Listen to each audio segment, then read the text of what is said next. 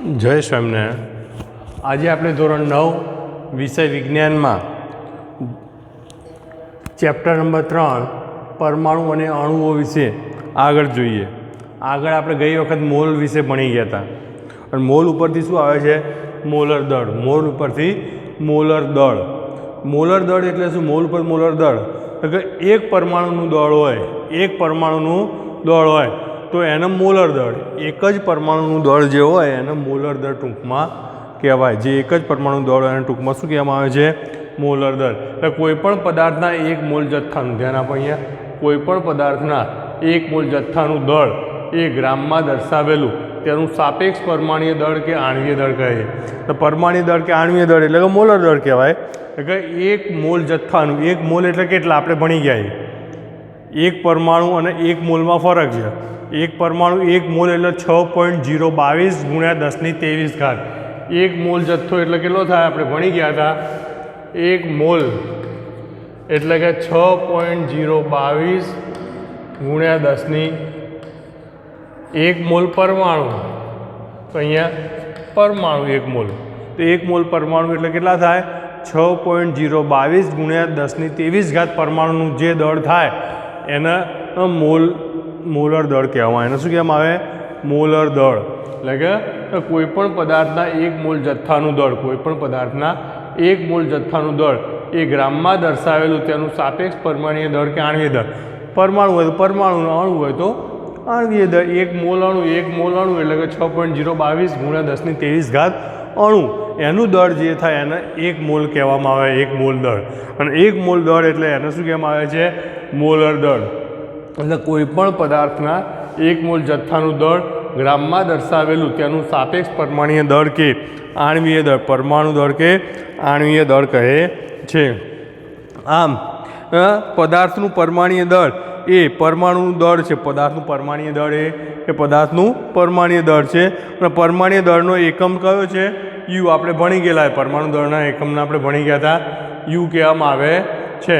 આમ પદાર્થના એક મોલ પરમાણુના દળને, પદાર્થના એક મોલ પરમાણુના દળને મોલર દળ કહે છે। પદાર્થના એક મોલ પરમાણુના દળને શું કહેવામાં આવે છે? મોલર દળની વ્યાખ્યા છે। આ શું છે? મોલર દળની વ્યાખ્યા। પરીક્ષામાં ક્યાંક 1 માર્ક્સમાં પૂછાય, મોલર દળની વ્યાખ્યા લખો તો પદાર્થના એક મોલ પરમાણુઓના દળને એ મોલર દળ કહે છે। પદાર્થના એક મોલ પરમાણુના દળને શું કહેવામાં આવે છે? મોલર દળ। એટલે કે 6.023 × 10⁻23 પરમાણુ હોય એનું જે દળ હોય એનું શું કહેવામાં આવે છે? મોલર દળ। એનું શું કહેવામાં આવે છે? મોલર દળ કહેવામાં આવે છે। એટલે કે પદાર્થના એક મોલ પરમાણુઓના દળને મોલર દળ કહે છે। પદાર્થના એક મોલ પરમાણુના દળને શું કહેવામાં આવે છે? મોલર દળ કહે છે। તેનો એકમ યુને બદલે જી દર્શાવવામાં આવે છે। કેમ? તો અહીંયા દેખો, યુ એટલે પરમાણુનો એકમ છે। યુ એ શાનો એકમ છે? પરમાણુ। જ્યારે જી ગ્રામમાં છે, ગ્રામમાં છે એ મોલરનો છે। સારો છે, ગ્રામમાં છે એ મોલર દળનો એકમ છે। ગ્રામમાં એટલે મોલર દળનો એકમ છે, માટે તેના એકમને યુને બદલે શું દર્શાવવામાં આવે છે? જીમાં દર્શાવવામાં આવે છે। પરમાણુના આણ્વીય દળને ગ્રામ પરમાણ્વીય દળ પણ કહે છે। પરમાણુના આણ્વીય દળને ગ્રામ પરમાણ્વીય દળ પણ કહે છે। તેનું ઉદાહરણ આપ, એક યુ હાઇડ્રોજન એટલે કે એક હાઇડ્રોજન, તેનું એક પરમાણુ, એક યુ હાઇડ્રોજન એટલે એક પરમાણુ।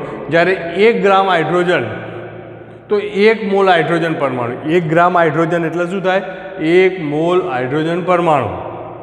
એમ એટલે મોલ। 1 ગ્રામ હાઇડ્રોજન એટલે 1 મોલ હાઇડ્રોજન પરમાણુ। 1 મોલ એટલે 6.022 × 10⁻23 પરમાણુ થાય। 1 યુ હાઇડ્રોજન એટલે કે એ મોલનો એકમ છે, માટે 1 યુ હાઇડ્રોજન એટલે 1 હાઇડ્રોજન પરમાણુ જ થાય। ત્યારે 1 ગ્રામ હાઇડ્રોજન, જ્યારે 1 ગ્રામ હાઇડ્રોજન એટલે કે 1 મોલ હાઇડ્રોજન તો 6.022 × 10⁻23 પરમાણુ। આ હાઇડ્રોજનમાં શું છે? બંને એક જ આવે, જ્યારે હાઇડ્રોજનનો પરમાણુ ક્રમ એક જ છે, પરમાણુ દળ। એમ બીજું ઉદાહરણ લઈએ, ધારો કે આપણે એની જગ્યાએ, આપણે હાઇડ્રોજનની જગ્યાએ એક બીજું ઉદાહરણ લઈએ જે ઓક્સિજન છે। આપણે ઓક્સિજન લઈએ તો ઓક્સિજનનો પરમાણુ દળ કેટલું છે? ઓક્સિજનનો પરમાણુ દળ 16 યુ છે। કેટલું છે? 16 યુ। 16 યુ હાઇડ્રોજન એટલે કે એક હાઇડ્રોજન સોળિયું હાઇડ્રોજન એટલે કેટલા થાય? એક હાઇડ્રોજન પરમાણુ. સોળિયું હાઇડ્રોજન એટલે કેટલા થાય? એક હાઇડ્રોજન પરમાણુ. સોળિયું હાઇડ્રોજન એટલે કે એક હાઇડ્રોજન પરમાણુ થાય. સોળિયું હાઇડ્રોજન એટલે એક હાઇડ્રોજન પરમાણુ. જ્યારે અહીંયા 16 ગ્રામ હાઇડ્રોજન નહીં, ઓક્સિજન, 16 યુ ઓક્સિજન, તો અહીંયા 1 યુ 1 ઓક્સિજન પરમાણુ. અહીંયા 16 ગ્રામ ઓક્સિજન, તો અહીંયા 1 મોલ ઓક્સિજન કેટલા થાય? 1 મોલ ઓક્સિજન. આ O એટલે ઓક્સિજન. 1 મોલ ઓક્સિજન એટલે 6.022 ગુણ્યા 1023 ઓક્સિજન થાય પરમાણુ. એટલે કે 16 યુ ઓક્સિજન એટલે એક ઓક્સિજન પરમાણુ જ થાય. યુ હોય એટલે શું થાય? 16 યુ ઓક્સિજન એટલે 16 ગ્રામ. આ 16 એનો પરમાણુ દળ એનું 16 હોય એ ઓક્સિજન હોય તો એક ઓક્સિજન પરમાણુ થાય. જ્યારે 16 ગ્રામ આ ઓક્સિજન લખ્યું હોય તો 1 મોલ ઓક્સિજન એટલે 6.022 ગુણ્યા 23 ઓક્સિજન પરમાણુ થાય. એટલે આ રીતના કોઈ પણ ઉદાહરણ હોય તો તમે લખી શકાય છે. આના ઉપર ખબર પડે કે ધારો કે મોલ એટલે શું અને પરમાણુ એટલે શું. એટલે પરમાણુનો એકમ યુ છે, માટે 1 યુ બરાબર 1 પરમાણુ. 1 યુ બરાબર 1 પરમાણુ ઓક્સિજનમાં, હાઇડ્રોજનમાં. 16 યુ બરાબર ઓક્સિજનમાં 1 પરમાણુ, કારણ કે 16 એનો પરમાણુ દળ છે. માટે જ્યારે 16 ગ્રામ ઓક્સિજન એટલે 1.066 ગુણ્યા 1023 ઓક્સિજન. 1023 શું થાય? ઓક્સિજન થાય છે. તો આ વાત થઈ મોલર દળ. આ વાત થઈ હવે મોલર દળ. એના આધારે હવે આપણે દાખલા જોઈએ. શું કીધું? પાણીના સાપેક્ષ આણ્વીય દળની ગણતરી કરો. પાણી અને નાઇટ્રિક એસિડ.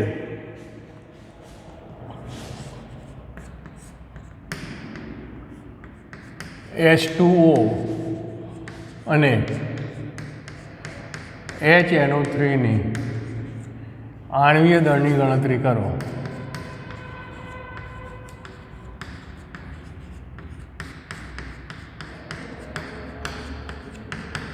આવું લખ્યું એટલે અહીંયા લખ્યું એનું પર આણ્વીય, ધારો કે હાઇડ્રોજન તો 1, ઓક્સિજન 16, નાઇટ્રોજન તો 14. આ રીતના એનું લખ્યું હોય. તે કાઉન્સમાં લખ્યું એ શું છે? એ એનું શું છે? આ પરમાણ્વીય દળ છે. શું છે? એનું પરમાણ્વીય દળ છે. એ પરમાણ્વીય દળના કારણે એનું આણ્વીય દળ શોધવાનું છે. પરમાણ્વીય દળના કારણે એનું શું શોધવાનું છે? આણ્વીય દળ શોધવાનું છે પરમાણુ દળના કારણે.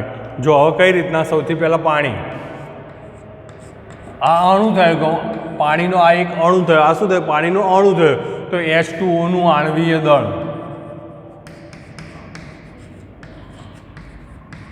તો H2O બરાબર શું થાય?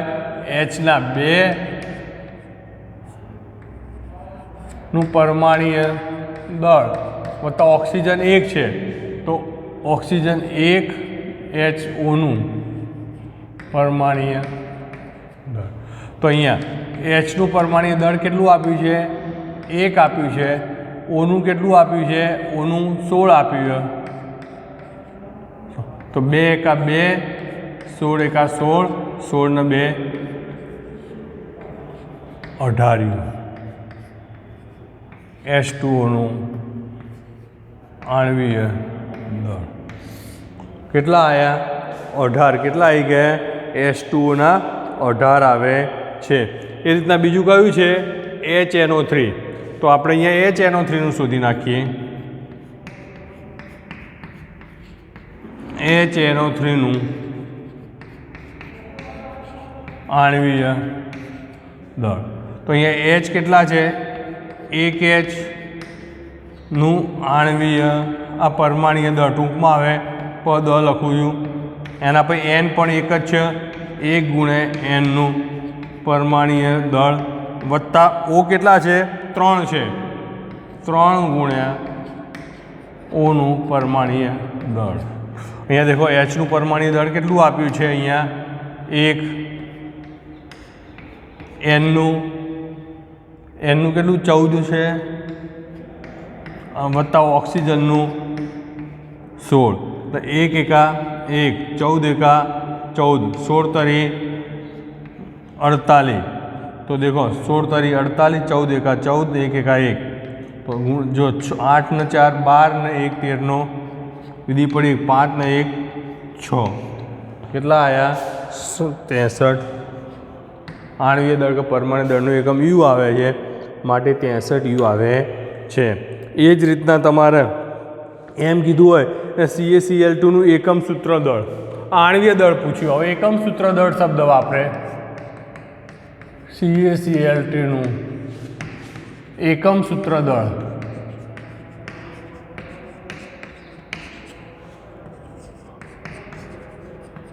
CaCl2નું શું શોધવાનું કે એકમ સૂત્ર દળ શોધવાનું કે CaCl2નું એકમ સૂત્ર દળ. તો વસ્તુ આના આ જ થાય.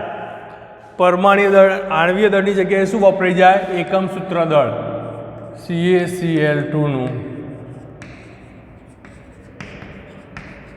એકમ સૂત્ર દળ બરાબર C એક જ 1 Caનું પરમાણ્વીય દળ વત્તા 2 Clનું પરમાણ્વીય દળ. 1 કલાક બરાબર. હવે એના ઉપરથી એનું તમારે આપેલું હોય Caના કેટલા હોય છે Caના તમારે 14 છે અને પેલાના Clના 35.5 છે. અહીંયા Ca બરાબર 40 આપ્યું હોય અને Cl બરાબર 35.5. બે પીરિયડ છે. 1 ગુણ્યા 40 વત્તા 2 ગુણ્યા 35.5. 40 એકા 40, 35 દુ 70 ને 1 71. તો 40 ને 4 ને 0 1, 7 ને 4 11. તો કેટલા CaCl2નું કેટલું એકમ સૂત્ર દળ થાય છે CaCl2નું હું એકમ સૂત્ર દળ 111 યુ થાય. બંને વસ્તુ એક જ છે, ખાલી નામ બદલાય. શું છે અહીંયા એકમ સૂત્ર દળ આવે છે, અહીંયા આણ્વીય દળ. આટલું સૂત્રમાં ફરક પડે, વસ્તુ એકના એક જ છે. આ રીતના અહીંયા જોઈ લો તમે. એના પછી બીજા દાખલા ગણીએ. જુઓ તમે 1-2 મિનિટ તમને ખબર પડે.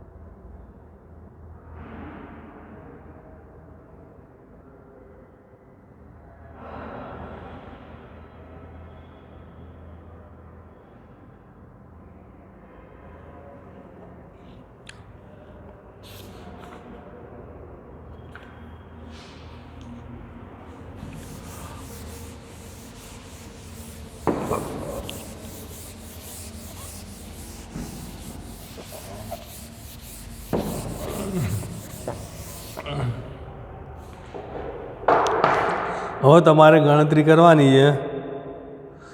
જો અહીંયા નીચે દળની ગણતરી કરો. 0.5 મોલ N2 આવ્યું. 0.5 મોલ N2 વાયુ, એમાં શું કીધું છે 0.5 મોલ N2 વાયુ અણુના મોલમાંથી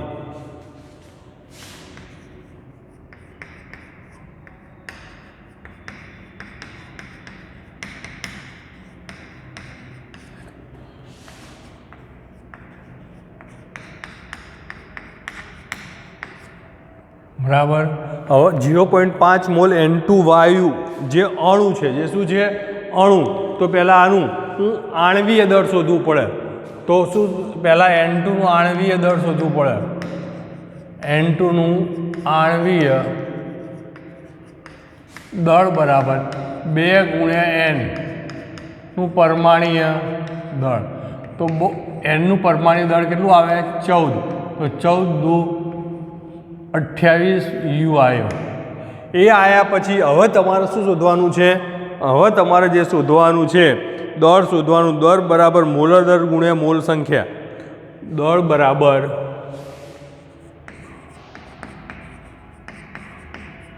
મોલર દળ ગુણ્યા સંખ્યા.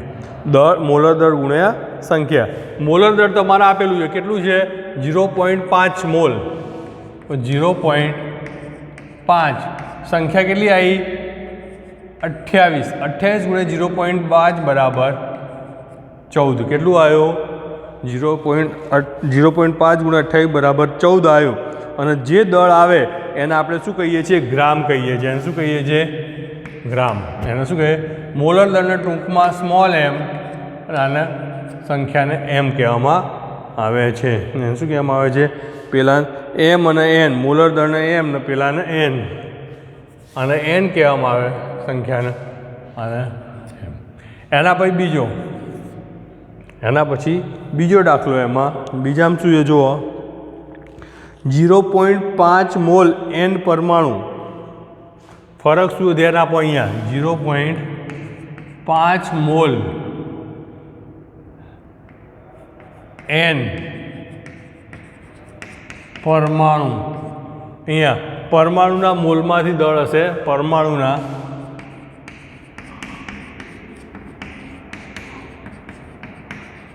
મોલમાંથી.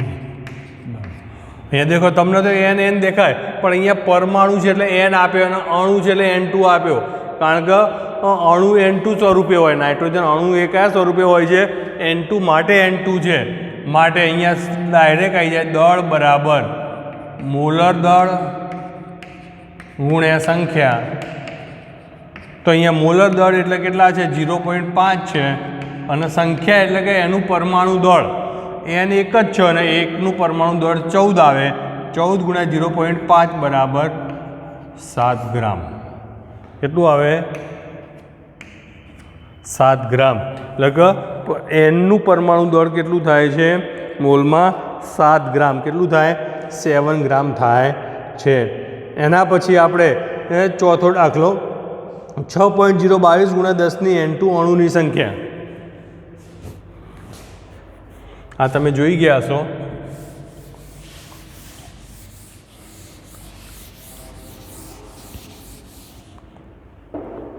ચોથો 6.022 ગુણ્યા 1023 N2 અણુની સંખ્યા.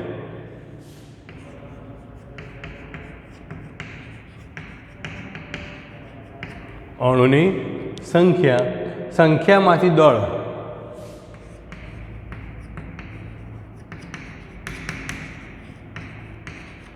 સંખ્યામાંથી શું શોધવાનું છે તમારે? દળ શોધવાનું છે. તો n બરાબર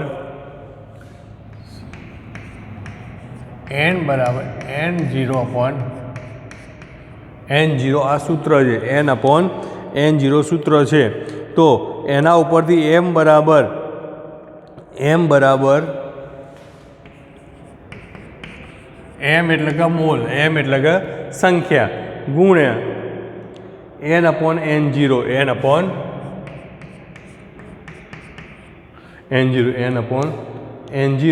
તો અહીંયા N2 છે તો N2 ના કેટલા આપણે ભણી ગયા હતા? કેટલી સંખ્યા હતી? 28. આ એન એટલે શું આવશે? એન એટલે તમારે આવશે એવોગેડો આંક. એન એટલે આવશે તમારે એવોગેડો આંક 6.022 ગુણ્યા 10⁻23 અને અહીંયા આપેલી આ સંખ્યા 6.022 ગુણ્યા 10 બરાબર કેટલા આવ્યા? 28 બરાબર કેટલા આવ્યા છે? 28 આવે છે. આ રીતના આપણે સરળતાથી શોધી શકીએ છીએ. જોઈ લો.